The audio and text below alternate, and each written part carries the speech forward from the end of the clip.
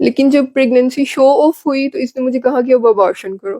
میں نے کہا کہ میں ابارشن نہیں کر سکتی، میں ظلم نہیں کر سکتی. اس نے کہا کہ دیکھو ابارشن تو تمہیں کرنا پڑے گا، تم ابارشن کرو گی تو میں نکاح کروں گا. میں نے کہا کہ نہیں، اب آپ کرو نکاح. آپ پہلے مجھے نکاح کے لیے منا رہے تھے تو میں نہیں ایگری ہو رہی تھی، اب میں ایگری ہوں نا، آپ کریں نکاح، اب ڈیلے نہیں کریں، اب نکاح کریں. یہ کسی صورت نہیں مانا، یہ کسی صورت نہیں مانا. میں بہت پریشان ہوئی، کنٹینیوسلی میری اس کی بحث جاری رہی لیکن یہ مانا نہیں.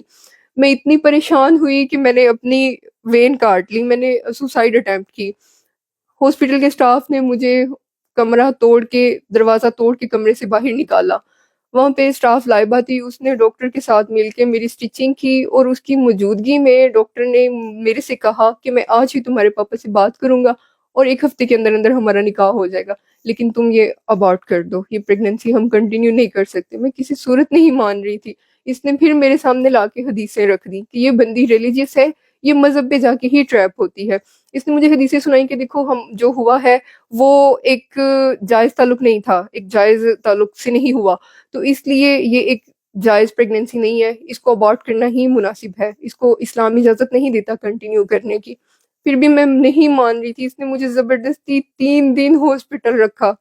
وہاں پہ 24/7 کے لیے لڑکا تھا، اس کے انڈر سپرویژن یہ مجھے میڈیسنز دیتا رہا، اور اس نے زبردستی میرا ابارشن کیا.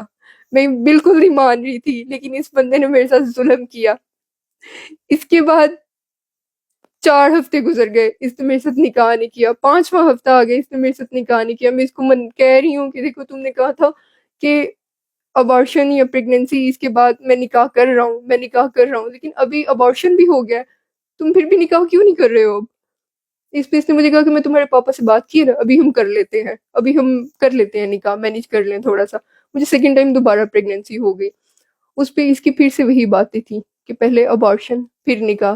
اس نے ایک اسپیسیفک ٹیبلٹ جو ابارشن کے لیے یوز ہوتی ہیں اس کے اوپر مارکر لگا کے وہ میرے بیگ میں رکھی، وہ 24/7 لڑکا اس کی موجودگی میں. اس نے میرے بیگ میں رکھی، اس نے بولا کہ یہ یوز کرو، پہلے ابارٹ کرو پھر میں نکاح کروں گا. میں روتی رہی، میں اس کو واسطے دیتی رہی. اس نے مجھے بلیک میل کر کے، جو پہلی دفعہ اس نے زیادتی کے ٹائم پہ میرے ساتھ پکچرز بنائی تھی، ویڈیوز بنائی تھی، اس نے مجھے بہت بلیک میل کیا. اس نے مجھے دھمکیاں دی کہ تمہاری بہن کالج جاتی ہے، میں اس کو وہاں سے اٹھوا لوں گا، تمہارے بھائی اس روڈ سے گزرتے ہیں، میں ان کو وہاں سے اٹھوا لوں گا، ہمارا شیخو پورہ کے ڈاکٹرز کا گروپ بنا ہوا ہے، میں اس کے اندر تمہاری پوسٹ کروں گا، تم کسی کو منہ دکھانے کے قابل نہیں رہو گی.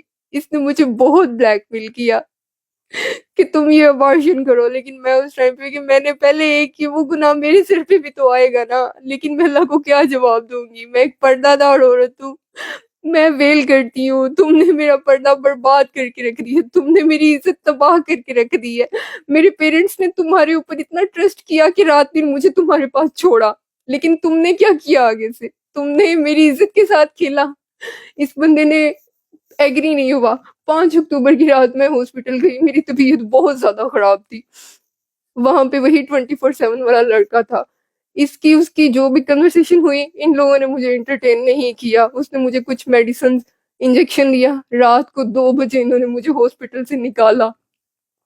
اس نے کہا کہ اس کی طبیعت زیادہ خراب ہے، یہ ہمارے اوپر پڑ جائے گی، اس کو جلدی سے نکال دو بس یہاں سے. مجھے رات کو 3 بجے میں DHQ ہاسپٹل گئی، یہ میرے پاس پیپرز بھی ہیں.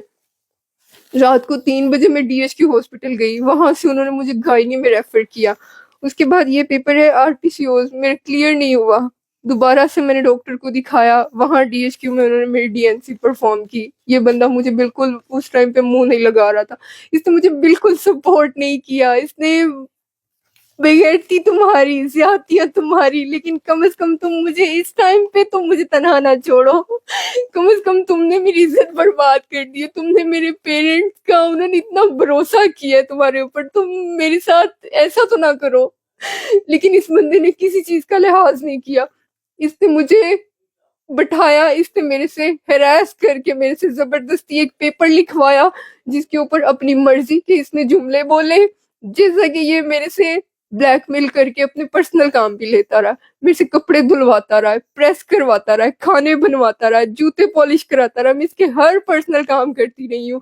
इवन कि ये क्रिकेटर है, ये क्रिकेट खेल के रात को आता है, मैं इसको इलेक्ट्रोड्स देती रही हूँ, इसकी मालिशें करती रही हूँ। इसने मुझे बहुत जलील किया। इस बंदे ने रात दिन मेरे से अपने हॉस्पिटल में भी काम लिया है और पर्सनली भी इसने मेरे से हर काम लिया, और बदले में इसने मेरी इज्जत बर्बाद करके रख दी। इसने मुझे किसी काबिल नहीं छोड़ा।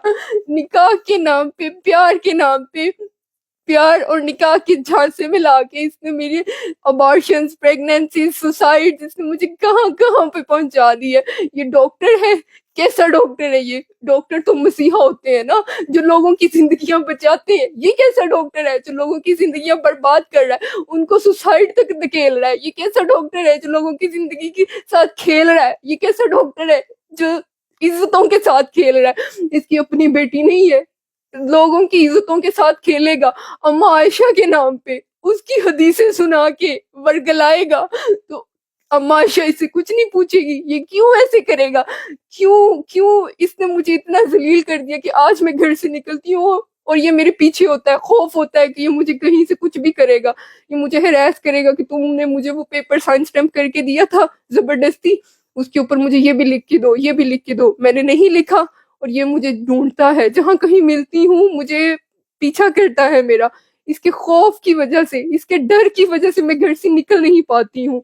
इसके खौफ, इसके डर की वजह से मेरे पेरेंट्स कहते हैं घर पे रहो, कुछ ना करो, तुम घर पे रहो। क्यों?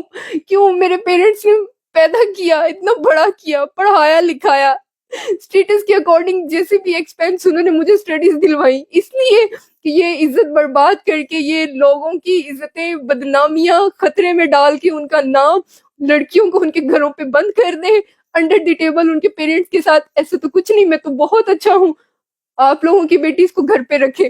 क्यों ऐसा करे? क्यों ये लोगों के साथ, लोगों की इज्जतों के साथ खेले?